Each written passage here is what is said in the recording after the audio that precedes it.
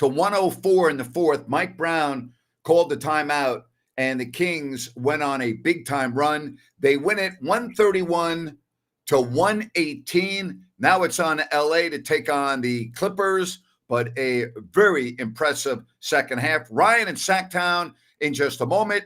We get your messages and a lot more. So good to have you here as we talk Kings basketball on the postgame show. If you don't like that. 3, 2, 1, go. Sacramento miscue. Carter. Stolen by Williams. And look at this. Oh, you don't like that. You don't like NBA basketball. Fox. Goodbye. Oh, if you don't like that, you don't like NBA basketball. The exclamation point from De'Aaron Fox. Oh, if you don't like that, you don't like NBA basketball. Boy, that's an ESPN highlight right there. Whoa. Carlson comes in. How about this? Holy moly, Jim Bob Foley. That is a major league smush. Yeah, and the Kings smushed the Nets in that second half. It got a little tight there, Ryan, in the fourth quarter when it was 110 to 104. And again, the Kings called the timeout, but from that point forward, it was no contest. They went on a big run, and the final 131 to 118. And the guy I was criticizing at the half for his offense really got his offense going in the second half, Rhino, and that was, of course, Keegan Murray. Yeah, and he did everything within the flow of the offense. And a couple times he got his own shot, made good separation. So good for him. Good look for Keegan. Good game all around for the Kings. The Nets are a better team than I think we give them credit for. They came in with the same number of wins as Sacramento. I mean, they're not a bad team.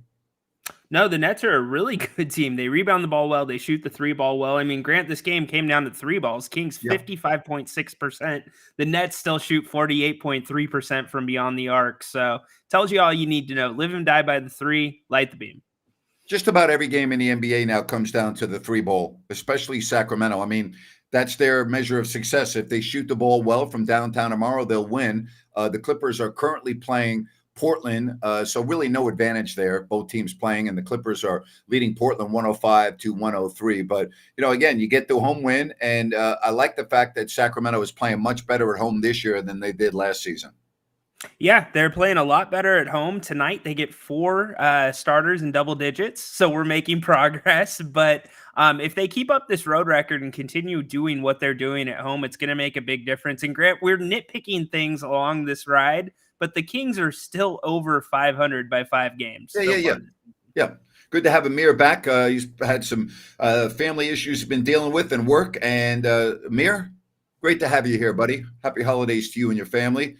And yes, indeed, light the beam. The Kings win at 131 to 118. And again, the Clippers tomorrow. Fox doing what De'Aaron Fox does. He ended up with 29 points on 10 of 22 floor. He was 5 of 10 from beyond the arc. Good job. 8 assists. Did turn the ball over 3 times, but that's okay. 8 to 3 is all right. And again, the Kings, how about that? 77 points in the second half, Ryan. Huge second half. The Kings came out, started the third really well, and like you said, ended the fourth really well. So dominating second half. And Grant, that's the thing about this team. When they explode, and it's hard for any team in the NBA to catch up with.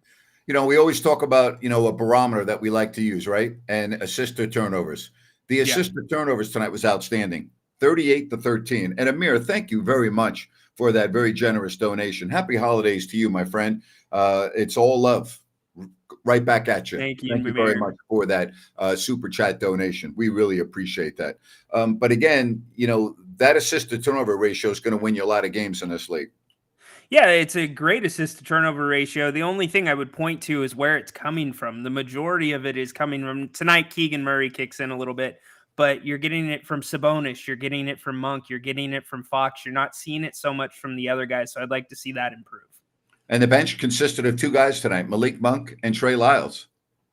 That's sometimes all you need. I mean, you get 3 or 4 fouls out of JaVale McGee, which he was a little bit weird tonight, but they changed things. And, you know, another guy that didn't do much statistically, but is changing the second unit for the Kings, Keon Ellis. Things just look a lot more smoother. Teams have to respect his offensive game a little bit more. So the benches continue to show up in the past couple games.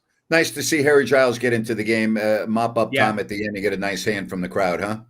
Yeah, they showed a great video package of him walking into the arena and hugging the person at security and just knew everybody. So it just maybe you can speak to it. That first NBA stop for some individuals, it kind of sets up to be their home in certain situations.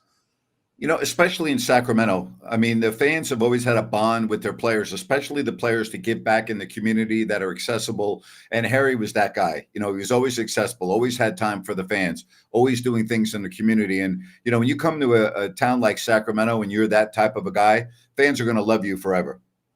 Yeah, and how could you not root for the guy? Talk about somebody that's had a tough road, even getting back into the NBA and just even getting to the NBA with the knee injury out of Duke. So you couldn't be happier for such a hard worker. So happy to have you, everybody, here on the post-game show. If you are joining us for the first time, please subscribe. Very simple. Just hit the subscribe button. You'll know whenever we're going to be doing shows, and give us a thumbs up and hit the like button. We greatly appreciate it. Panama City, Panama, checking in. Good to have you, Victor. Hope that everything is well down there in Panama and wherever else you may be watching around the globe. We're really happy to have you here. We'll do it all again tomorrow. Ryan with the pregame. Jerry joins us at halftime, and the postgame show as the Kings travel to L.A. To take on the Clippers. But tonight, that second half was a thing of beauty, 131 to 118. Got to be happy. And now you turn to the back-to-back. Like you said, both teams with the Clippers playing on the road, but also playing pretty much heavy minutes. Close game against Portland. So that's the big thing, Grant. The Kings have struggled in both back-to-back, or the second game of back-to-backs this season. What do you want to see from them tomorrow night? Well, they lost to the Clippers when they played them the last time, but that was after the Warriors game, and the Clippers were there waiting for them. Now it's equal. Both teams played. Here's what I never know about the Clippers. I never know who's going to be playing on the second night of a back-to-back with them. So I got to wait. I got to wait until I see what the injury report looks like. So it's very difficult for me to say what I expect because I don't know who's playing for the Clippers. But again, I expect consistency from the Kings. And one thing they have done since they got Sabonis, they've been very consistent on the road. They've been a good road team. So I don't know why that can't continue tomorrow. Yeah, it should. I mean, the back-to-backs didn't bother the Kings too terribly much last year, other than the really bad ones that they had. But it really comes down to, right, the Kings not beating themselves. Because as long as they show up and at least come with some consistency, as you said, that's half the battle against the team, even if the Clippers don't play their guys. All right. What's the best steak at Bennett's? I'm thinking of going tomorrow. That's subjective. I can't tell you what the best steak is. I order the New York Prime, and I got to tell you, the way it's prepared is phenomenal. It comes up sliced on a big board with bread. It is phenomenal. I know you have had the hanger steak. I've done the ribeye, which is great, but I love the New York there. I love the New York. And they actually bring out several cuts that you can choose from. Get the New York. I got to tell you, it is phenomenal at Bennett's. Phenomenal. I can't argue with that. And then the new location in Rockland, they've got the steaks right there in the cooler to the left when you walk in. So hard to go against that. Victor says ribeye, but you can't go wrong. Can't go wrong if you're in Italy too. I would like to offer you a real margarita for every Kings win, Grant. I'll tell you, I would take it. I'll take you up on that. Absolutely. Another vote for the ribeye. And of course, when you are talking about Bennett's, listen, no matter what cut of steak you get, you're going to love it because it's prime seafood and prime steaks at Bennett's. Now, of course, the newest restaurant is at Rockland. It is the West Side Grill. But if you want to go to Sacramento, Howe and Fair Oaks, or in Roseville, Eureka Road, and Lead Hill Road, you can't go wrong. Same menu, same great ambiance. The one thing I do like is that the three locations are all different. They're different. I've been to all three. I love all three. I don't think you can go wrong at Rockland. Ryan and I had lunch there when I was in town the last time, and it's great. Go to Bennett'sRestaurants.com. Check out the menu, make a reservation, and don't forget, weekend they have brunch. They have prime rib on the weekends. You're going to love it. Bennett's Prime Seafood and Steaks. And Alex, thank you so much for your donation. Thank you very much. Let's get the Clippers tomorrow. Amen to that. Thank you. We do appreciate that. Yes, indeed. Thank you, Alex. But if you go to Bennett's tomorrow and get to New York, gotta let me know how you liked it. All right, I love it. I think it's Well, phenomenal. Grant, All right? this might be a moot conversation depending on how that New York is cooked. Now, if you're going to Bennett's and you're getting a well done New York, you got a problem wherever you're getting the steak, buddy. Just gotta say. Yeah. Oh my gosh. They say that Kings fans want another live if you don't like that broadcast at Bennett's. Well, Brian is good. Anytime I say, hey, Brian, we would really like to do a show there. Brian is the most accommodating person. He's been a huge supporter of me. I have the utmost respect for him. I love helping him out as well in marketing his great restaurant. So you never know. Matter of fact, I would say it's probably more likely than unlikely. So the next time I'm in Sacramento, why don't we do that? We'll get a gathering and we'll get a private room, which they do have at the location in Rockland with a nice TV, and we'll do it. We'll have fun. How's that sound? I am all for it. Heck, maybe we'll shave our heads again. What do you think? Yeah, if I can raise with you, what did we raise? $16,000 to $18,000 for charity the last time? Yeah, we did. That was pretty cool. That was very cool. That was a great event. Great event. All right. What was also great was the second half tonight for Sacramento, 131 to 118. Loved it. 131 to 118. Just outstanding. Absolutely. So the Kings now 2 ahead in the win column versus where they were at this time last year, Grant. So the question we talked about on the pregame show is, are you more opportunistic about this team this year or the team last year with how you think they'll finish? Hello in Chile to Eduardo. Last year, and I'll tell you why. The West wasn't that good last year. The West is really, really good this year. All right. Now, I can't forecast injuries, but the West right now is much stronger than it was last year. That's why last year, to me, Jerry made a good point. 48 wins last year got you third. 48 wins this year may find you in sixth. Yeah, which might not hurt the Kings, honestly. They play well on the road. It might settle their stomach a little bit, even though they started well last year at home. Again, it's a long season. We're not even to Christmas yet, which is when really the unofficial kickoff to the NBA season begins. But I guess the thing I like the most about where the Kings are right now, they're 5 games over 500, and I don't think they've come close to playing their best basketball. So I like that. No, so for me, I am more optimistic this year. I had to think about it, but when I look at the numbers, here's where I see the problem. The Kings took a ton of threes last year, right? They're taking almost 7 more threes this year and shooting a lower percentage. Yet their defensive numbers are much better than last year, even though they struggle. So I think that if they can continue that formula, like you said, that 3 ball is going to come along and the offense will come along. All right. Again, the Kings get the win tonight, 131 to 118. That game in Portland or in LA, the Clippers have now opened up a 6-point lead. It's 114 to 108. With 6.5 left in the fourth quarter. So happy that you are all joining us here on the postgame show. And if you have not yet subscribed, please do so. We would greatly appreciate it and give us a thumbs up. Also, if you have plumbing needs, plumbing repairs, issues, this is the place. New Works Plumbing, they've got a fix for you. They're available around the clock 24/7 for all of your plumbing needs. Just go to sacserviceplumbing.com or call the number on your screen. And thank you to those of you who have reached out and said, hey, you used New Works and they were great. I love to hear that. I always pass it along. Great to have that type of feedback. And the Kings gave the Kings fans good feedback tonight with the 131 to 118 win. Also, for those of you, welcome and be on the alert. New merch is right around the corner. Going to my website, if you don't like that.com or grantnapier.com. So not that far away, Rhino. We are excited for it. Can't wait. Got a new process this year, much streamlined, out of our hands. Easy. Can't wait for you to give us a try. Yeah. Adam says he's ready for some playoff basketball. Adam, way too soon to be talking about playoff basketball, okay? Let us get to the All-Star break, my friend, because let me tell you something. I hate to, be a spoiler, but if De'Aaron Fox goes down for any period of time, you're going to plummet in the standings. Rich, good to have you here as he's doing some last-minute packing. Rich is on his way to New Zealand tomorrow, and it's been a couple of days since he's been out of the country, so he's got to go to another extravagant, beautiful area of the globe. So he's off to New Zealand tomorrow. We wish you a safe trip, Rich. But yeah, 25 3-pointers Absolutely. And here's the deal for Rich. He's going to be flying while the Kings are playing. So I hope they have Wi-Fi on a plane, Rich, so you can follow along with the game.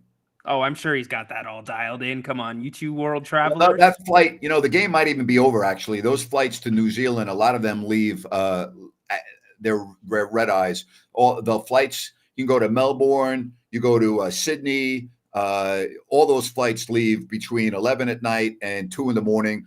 Air New Zealand's got a flight at night. So Rich may be taking that late night flight, which means he can be at the airport at LAX, and he can be actually watching a game at LAX before he boards the aircraft. Okay, so you see how we talk about travel and how much Napes knows? Earlier on the show, or on the Listen App show, Rich called in, and Grant's like, well, I've never been to New Zealand, but I really want to go someday. You know all the flights that are going to and from New Zealand. What's going on? Well, you got United, they go. You've got, obviously, Air New Zealand. I think Virgin Australia goes to New Zealand, to Auckland. But, Air New Zealand is the home of, the country. But United's got the nonstops there, too. I'm guessing that Rich, being in San Diego, and based on where he's gone, although I do believe he flew Delta to Buenos Aires because he was in Atlanta on a layover. So that would be Delta. But I got to believe Rich, if I had to guess, all right. Oh, he's going to Honolulu tomorrow. Rich, you're killing me, for crying out loud. You're breaking the trip up. You're stopping in Hawaii. You know what? You're pissing everybody off, okay? Come on. I know. Rich, come on is right. Come on, man. Come on. Do He better. said he'll be watching the game. So he's actually not on Air New Zealand tomorrow. He's probably on United going over to Honolulu. Unfreaking believable. How about this guy? Oh, we're going to break up. We're going to break up the trip a little bit. We're going to stop in Hawaii. Oh, poor Rich. We feel so bad for you. Layover, schmayover. We'll just get a hotel in Honolulu and just hang out for a couple days. Got it. Breaks up the flight. A long flight to New Zealand. Great night for Napier. The Kings win and the Giants win. Yes. New folk hero on the New York sports scene. A new folk hero. Tommy DeVito. Excuse me, Tommy Cutlets. Tommy Cutlets now. Cutlets. I'm sorry. Absolutely. How about that agent, Napes? He wears that top hat well. Great. Wow. We got Boki saying Air Serbia is ready to fly and visit Sacktown. Yeah, Air Serbia is only going to get you to JFK. It's not going to get you to Sacramento. So you can go from Belgrade. You can go to Belgrade to JFK nonstop, and you may get on the plane that has Vladdy's name on the nose. All right. True. He has Vladdy Divac written on one of the nose cones of the airplane. But awesome. You can't get to Sacramento on Air Serbia. You can't even get to the West Coast on Air Serbia. But you can go nonstop Belgrade right into JFK, and then hop on JetBlue, go nonstop, take off early evening, land, late 11 or 11:30, depending on the flight's on time, and you're good. I'll meet you at the airport. We'll get a couple of pops, and we'll get rolling. How's that sound? Oh, Pocky's up for that. He'll probably bring you some freeze-dried burgers from New Zealand, too. I'll cook them right at the airport. I'll have a grill going right outside the car at the airport. We'll barbecue. We'll have a little tailgating at the airport. That would be the first of a kind. Who tailgates at the airport? We do. 131 to 118. Anything that you did not like tonight? Not really, to be honest with you. The backup center position. I think that's where the Kings are going to get caught in a really tough pickle right now with Alex Len still out. I know they're trying to move things around, play small at times with Trey Lyles. But tomorrow night, if the Clippers play everybody, I think that's where you're going to see a little bit of an issue. We got Manila checking in. So hello to the Philippines. Great to have you here. And special burgers for all of us. We appreciate that. Thank you very much. And thank you, Harry Giles. I would concur with that. What a great man. Says trade for Harry Giles. They're not going to trade for Harry Giles, but it was great to have him in Sacramento tonight. That is for sure. 131 and 118. 77 points for Sacramento in the second half. That's going to win you a lot of ball games. Checking in from Rockland. Well, not too far from Bennett's. We like to hear that, He's got a couple of them by him. There you go, Jason. Yeah. Absolutely. Hey, I want to tell you about Calusa Sunrise, this newest project by Blazona Development. It is Sunrise Landing, and there are 6 models to choose from.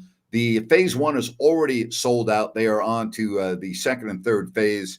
Again, beautiful, beautiful homes at Calusa in Sunrise Landing. If you go to CalusaSunrise.com, you can check it out for yourself. No homeowners, no Mellorews, great location. You'll love it. That is Calusa Sunrise Landing in Calusa. Check it out. Go to the website and check out all of their beautiful models. Great to be able to talk about Sunrise Landing, a project from Blazona Development. Also, great to talk about a Kings win of 131-118 with the Clippers coming up tomorrow. By the way, that game now has gotten very tight again in LA. The Blazers are taking the Clippers all the way down to the wire. It's 118-116. Let's go overtime. Come on. Overtime, guys. Let's do it. Yeah. All right, so we keep on hearing about Zach LaVine. You know, Zach's hurt again. He gets hurt a lot, and that's the one thing. You know, what do you think of the possibility of Herder Barnes plus a 25 first-round pick for LaVine? What would you say the chances are? Well, first of all, he's got to get healthy. You know, I mean, he's not going to help out any team if he's not playing. Would I make that deal? I would. First of all, the first-round pick in 25 is not that big of a deal. It really isn't. So here's why I would make that deal. I don't think the Kings are a championship caliber team. I think they're right in the flow. I think that they're a team that might be able to win a playoff series, but I don't see them any better than that. I'm not saying Zach LaVine is their biggest need, but I've always liked his game. Again, the concern I have is he gets hurt a lot. All right? Gets hurt a lot.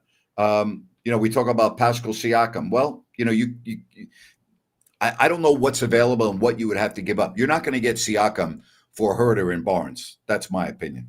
Well, you're probably not going to get LaVine for that same trade either with the first-round pick.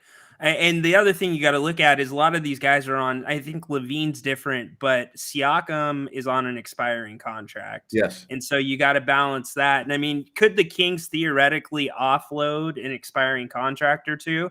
Yes, but it's going to take your third best player off the roster in Malik Monk.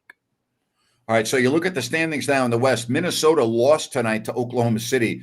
So you have the Timberwolves 17-5, all alone in first, followed by OKC. They are 15-7. Dallas is 14-8. Denver's 15-9. And then Sacramento is fifth at 13-8, 3.5 behind the Timberwolves, tied with the Lakers at 3.5 back. The Lakers are 14-9. Then Houston, Phoenix, New Orleans, and the Clippers, who are currently playing right now. Now, here's what I talked about during the halftime show. The point differential for the Kings. Mm-hmm. With the win tonight, they're now in the green. They're out of the red. I like that. Keep there. You got to stay in the positive point differential because only one team in the top 10 in the West has a negative point differential now, and it's New Orleans by a whisker at minus 0.1.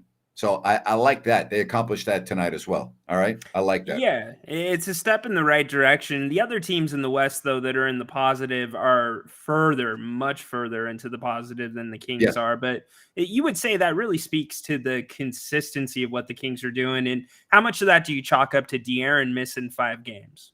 A lot. I mean, it's because you got to remember you had the Houston games in there. And I don't know if I'm not saying they beat Houston with Fox, but they don't get blown out like that, especially Fox playing in his hometown. No way that he's getting blown out in his hometown. Not twice. So, yes, I think that's a good point. However, the Kings aren't the only team that are dealing without key players. True. I mean, so it kind of all evens out. But, yes, good point. True. And you know what? The Kings are treading water, and I would say even doing better than that with the injuries they dealt with, especially with Fox Lyles. You look at the difference he's made with this team since he's been back. Look at how long they missed him on the front end. So I think all is well. You give him maybe another 15 games, Grant, to see that go up with the differential? Yeah, I think that's about right. 120-119 now with 3:51 left in the fourth. That's a heck of a game. And here's the other deal we talk about. Paul George, with 3:51 left, has already played 37 minutes. Kawhi Leonard has already played 35. So they're not coming out of the game, right? No. I mean, they're going to stay on. So they're going to be coming close to 40 minutes of action, all right? Which, again, what does that mean for tomorrow? Harden's played 33 minutes. He's got 20. Again, Kawhi's got 32. But what does that mean for tomorrow? The Blazers have just gone ahead, 121 to 120. But it wouldn't surprise me if George or Leonard wouldn't play. Nothing would surprise me with that team. No, absolutely not. I mean, this is, if you're the Clippers, this is the game you're going to get tonight. Yeah. They've already played the big minutes. You don't go and try to get tomorrow night. Oh, we'll give them 20 minutes and see if you're going to win. No, you sit them out, especially when you're on that rest management schedule they've been on traditionally. Exactly. You're 100% correct. And again, if you're Sacramento, you can only control what you can control. And what can you control? Well, you control what you do. You can't control what the Clippers are going to do. All right. You can't control Kawhi Leonard, whether he's playing. You can't control. That's not the way it works. Now, in all fairness to Kawhi Leonard, all right, as this game continues to go back and forth, Leonard's played in 21 games going into tonight. True. Yes. So, yes, yeah. that has changed. That has changed indeed. So, and he's coming into also another contract year. So they're going to have a decision to make. He's going to play more games as long as he's healthy. And again, the Blazers have a lead with 2:44 left, 121 to 120. I know fans are going, gee, do I want the Clippers to win or do I want them to lose? You want them to lose, okay? Yes. Because the Blazers aren't going to the playoffs. You want the Clippers, who in all likelihood will be a top 10 team. You want them to lose. You don't want them anywhere near your neighborhood in the standings. So you want them to lose. 100%, especially a team like that that's been playing well. Give them a loss and give them another bad loss tomorrow night when Sacramento comes to town. So again, knock them down. 2:44 left in that game, and it is 121-120 with the Blazers taking a timeout. Again, I like Sacramento going into this game. I think this is a perfect recipe for them, with an aging team being extended where their main guys are going to have to be playing 40 minutes. I mean, this is perfectly set up for Sacramento.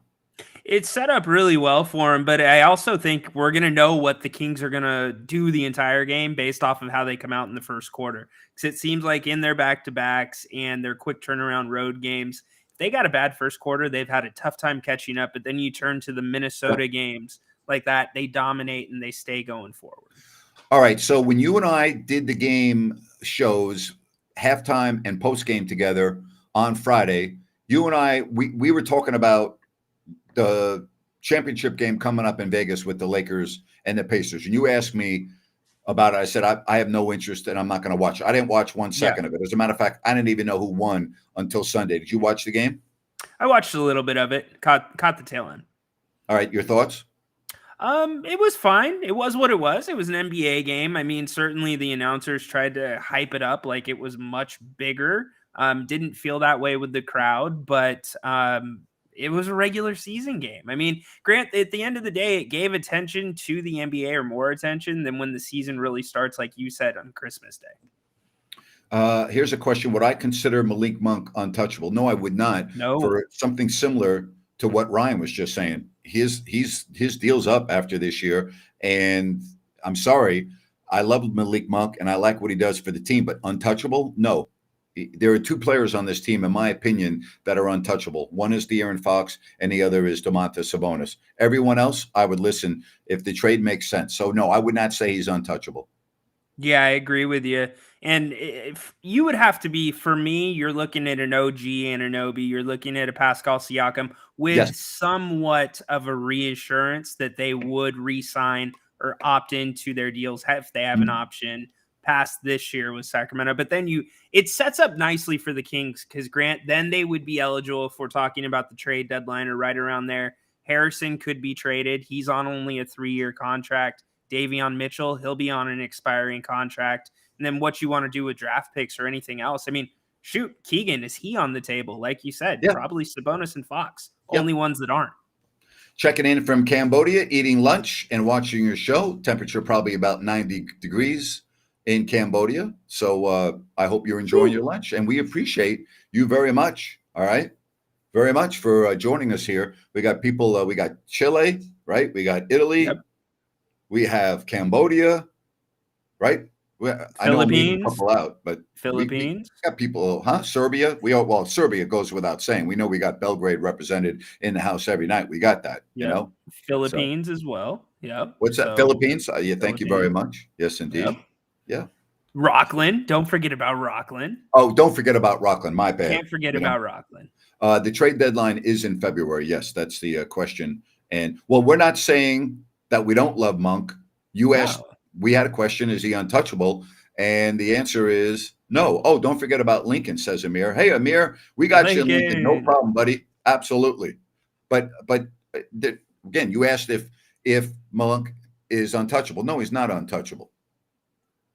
No, and Grant, there's other pieces on this Kings team, and don't get me wrong, they could just as easily bring back Malik Monk because of how valuable he is, even though he's going to demand more than he's making right now on the open market.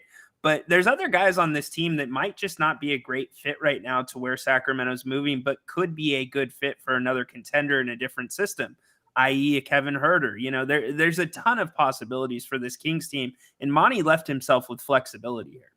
Yeah, Davion Mitchell is a player that I think could help out teams based on a certain style. He just doesn't really fit in to the way the Kings play. Now, does he have a lot of value? I wouldn't say he has a lot of value, but he has value. I'll put it that way. I think because of his defense. And again, if you go to a team that doesn't, go in a track meet style, I think he could be pretty good for that team.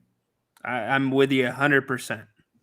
123 to 122 with 90 seconds left in that game in Los Angeles. So it's going right down to the wire as the Clippers at home are being extended. And again, all right, so Paul George has played 40 minutes already. You've got Leonard with 37 minutes, Harden with 35, Westbrook off the bench, 16 minutes, Powell with 24, Mann, the shooting guard, with 27. There you have it. Zubats with 32. Kings, regardless of the outcome of the game, they're getting a tired team tomorrow. So you got to jump on this team. Yep. And based off of the Clippers' history with resting guys, you got to think one of the big three are not going to go tomorrow night. That would be a realistic guess. Yeah. I would guess.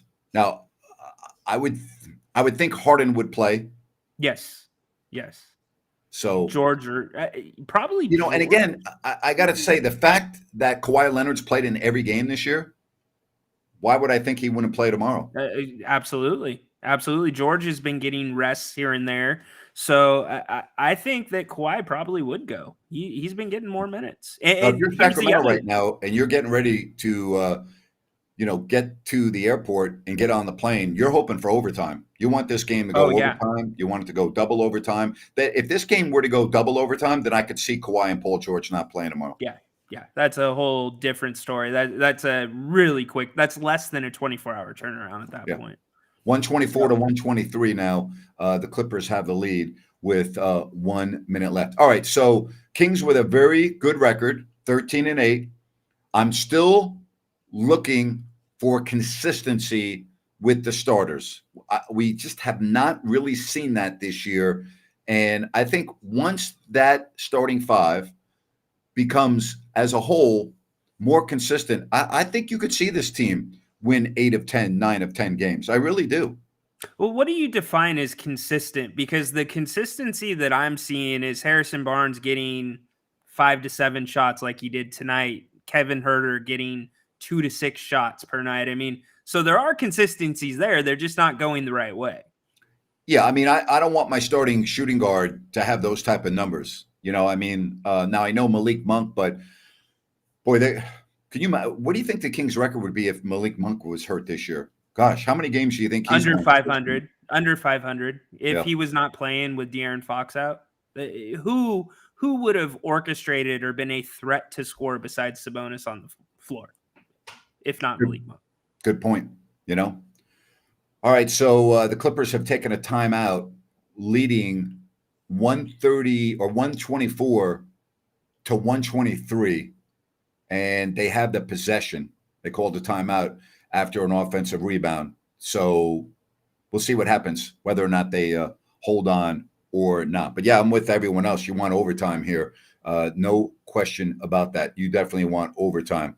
Again, we went down all the scores in the West. The only team that lost was Minnesota, but they lost to the second place team, Oklahoma City. And Minnesota's got a couple of injuries that they're dealing with right now as well. So, keep that in mind. So we'll see. Again, this is the only road game for a while coming up for the Kings. Then they come back home and finish off this lengthy homestand. Yeah, great time to do it too through the holidays pretty much. So this is kind of that cherry on top that could kick off a really good stand or remaining to the stand for the Kings if they could win on the road Yeah, tomorrow. because they got a brutal road trip that comes up. I believe it's in January. Yep. That's going to be daunting. So, they all count, add up right now. I'm going to get the Kings schedule for you, get it in front of me. Well, I have it right here, as a matter of fact, just so we can all be on the same page. So, again, it is the Clippers coming up for you tomorrow. All right. And then after the Clippers, you then go home and play Oklahoma City, Utah, Washington, Boston, Phoenix, Minnesota. Utah and Washington have to be automatic wins. All right. Utah scares the hell out of me. So Utah and Washington, out of all the names you just said, are the ones that are the scariest. I can't Not me. quantify it, but those I know Utah just lost by 50 the other night, but those are the teams that give the Kings problems on their home court until So they again, prove me wrong. Oklahoma City, Utah, Washington, followed by Boston, Phoenix, Minnesota. That's The brutal. Clippers just went up 126 to 123 as Paul George makes a layup with 21 seconds left. So 126 to 123.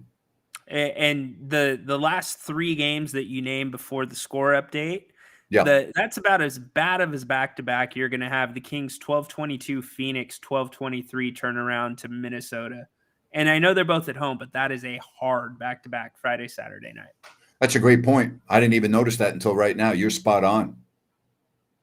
That is. They're gonna have to put their big boy pants on for those 2 games, which they very well can.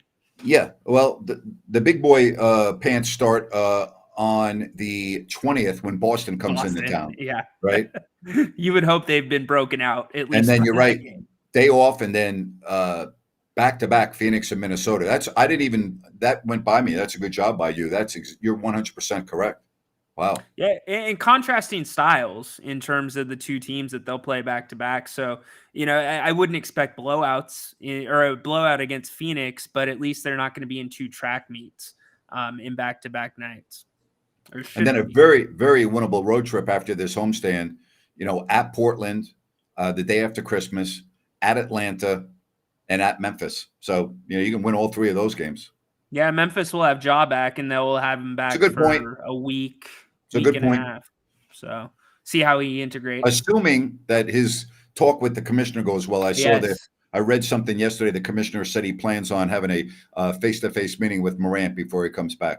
Yeah, the commissioner gave an update to that this last weekend in Vegas and said that Morant's hit all of the different landmarks he needs to be on track to return. But that final conversation, I mean, how does that go if you're Adam Silver? Because Morant's kind of spit in his face twice at this point. Well, the last time they had a face-to-face meeting, it was only a couple of weeks later that Morant again got in trouble. So it obviously didn't go very well, Yeah, maybe you don't try. Maybe you don't do a face-to-face. You switch it up. You try something other than a face-to-face. Yeah, do a Zoom call. Yeah, do a Zoom call. Does that still count as face-to-face? Kind of. In this day and age, yes, it does. Yeah.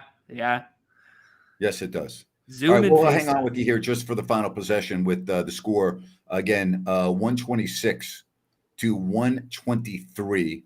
And what happened there? The reason why there was a timeout, the Clippers challenged the call, and it was overturned, and so it's Clippers ball now, up 3 with 20 seconds left as Kamara turns the ball over. All right, on a personal take foul. All right, so there you have it. Turn the ball over, then a foul, and so the Clippers look like they're going to the line with 20 seconds left. So it looks like the Clippers are going to hold on and win this game, and they make the first free throw, Kawhi Leonard. So they'll go to 12-10, barring a hell of a comeback by the Blazers. 128 to 123, Blazers with the timeout, 20 seconds left. So I'm not going to, as Skip Carey said when he was announcing the Atlanta Hawks games years ago, he said, man, the final 2 minutes of these NBA games have lasted longer than some of my marriages. Fair comment. Well, actually, not really, honey. I shouldn't say that's a fair comment if you're watching. But so the Clippers are beating the Blazers. The Kings beat the Nets. And we'll be with you tomorrow. All right. And Dobo Utro to you all in Serbia. And to everyone else around the globe, thank you very much. Ryan, we'll be back at it tomorrow. You'll have the pregame, then we'll have halftime with Jerry and the postgame right here, buddy. Have a good night. You too. Thanks, Dapes. Subscribe, like, thumbs up. Appreciate everyone. Kings win. Light the beam. Have a good night, everybody.